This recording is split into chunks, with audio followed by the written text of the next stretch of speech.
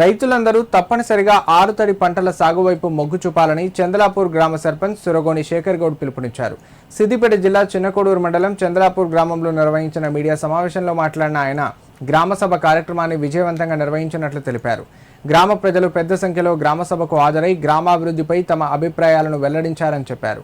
వ్యవసాయంలో మారుతున్న పరిస్థితులను దృష్టిలో ఉంచుకొని రైతులు ఆరుతడి పంటల సాగుపై దృష్టి సారించాలని సూచించారు.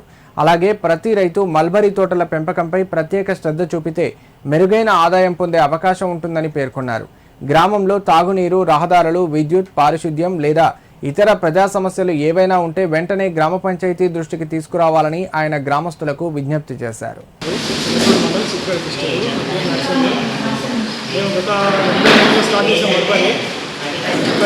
మా చంద్రపూర్ అప్పుడు రంగనాయక సాగు మొత్తం ఏరియా కోడలు ఇప్పుడు అంటే 96-98లో రంగనాయక సాగు జాగా పోయింది కాబట్టి ఒక ఎంత 50% ఉంది మా చంద్రపూర్ గ్రామం. అయినా కానీ 36 చెట్లు ఇప్పుడు రన్నింగ్ ఉన్నాయి. ఇప్పుడు మంచి ఇన్కమ్ అంటే మల్బరీ ఉన్నది. ఎందుకంటే ప్రతి ఒక్క మా రాష్ట్రంలో ప్రతి ఒక్క రైతు ఫోన్ చేస్తారు మాకు. చాక్ సెంటర్ మాకు సాక్షన్ సప్లై చేస్తాం ఇక్కడ నుండి. మంచి ఇన్కమ్ ఉంటే 2 ఎకరాలు ఉన్నాయని పెట్టుకోవచ్చు. గవర్నమెంట్ పోషకాలు మనకు ప్రోత్సాహాలు అందుతాయి.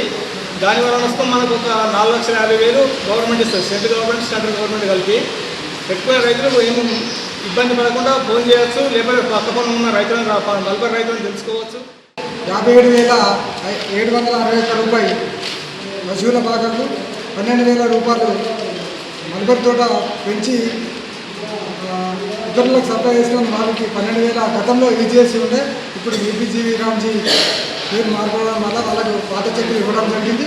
ఇప్పుడు ఈరోజు గ్రామసభ ఎల్‌నినో వర్షపాతం తక్కువగా ఉండడం వల్ల మనం గ్రామంలో వర్షపాతం నీటి ఎద్దడి తక్కువగా ఉంటుంది కాబట్టి మొక్కజొన్న, పెసరు మరియు పంటలు ఆకుకూర పంటలు లేకుంటే తోటకూరలు పండించాలని ప్రభుత్వం